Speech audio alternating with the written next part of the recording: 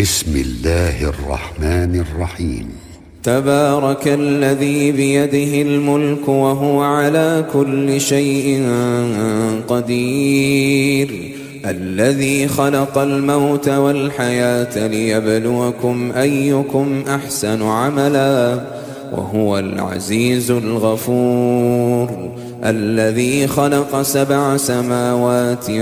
طباقا ما ترى في خلق الرحمن من تفاوت فارجع البصر هل ترى من فطور ثم ارجع البصر كرتين ينقلب إليك البصر خاسئا وهو حسير، ولقد زينا السماء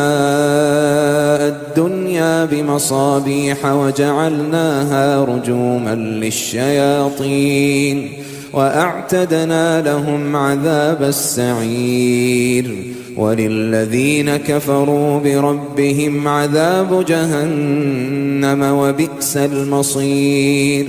إذا ألقوا فيها سمعوا لها شهيقا وهي تفور تكاد تميز من الغيظ، كلما ألقي فيها فوج سألهم خزنتها ألم يأتكم نذير، قالوا بلى قد جاءنا نذير فكذبنا وقلنا ما نزل الله من شيء إن أنتم إلا في ضلال كبير، وقالوا لو كنا نسمع أو نعقل ما كنا في أصحاب السعير، فاعترفوا بذنبهم فسحقا لأصحاب السعير. إن الذين يخشون ربهم بالغيب لهم مغفرة وأجر كبير، وأسروا قولكم أو اجهروا به إنه عليم بذات الصدور، ألا يعلم من خلق وهو اللطيف الخبير، هو الذي جعل لكم الأرض ذلولا فامشوا في مناكبها وكلوا من رزقه وإليه النشور، أأمنتم من في السماء أن يخسف بكم الأرض فإذا هي تمور، أم أمنتم من في السماء أن يرسل عليكم حاصبا فستعلمون كيف نذير، ولقد كذب الذين من قبلهم فكيف كان نكير، أولم يروا إلى الطير فوقهم صافات ويقبضن ما يمسكهن إلا الرحمن إنه بكل شيء بصير، أمن هذا الذي هو جند لكم ينصركم من دون الرحمن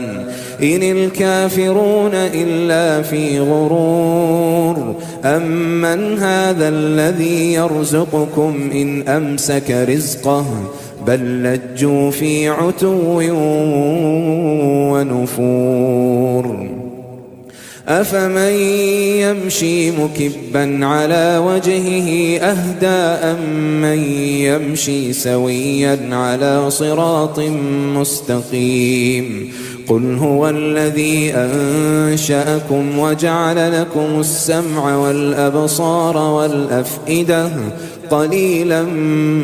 ما تشكرون، قل هو الذي ذرأكم في الأرض وإليه تحشرون، ويقولون متى هذا الوعد إن كنتم صادقين، قل إنما العلم عند الله وإنما أنا نذير مبين، فلما رأوه زلفة سيئت وجوه الذين كفروا وقيل هذا الذي كنتم به تدعون قل أرأيتم إن أهلكني الله ومن معي أو رحمنا فمن يجير الكافرين من عذاب أليم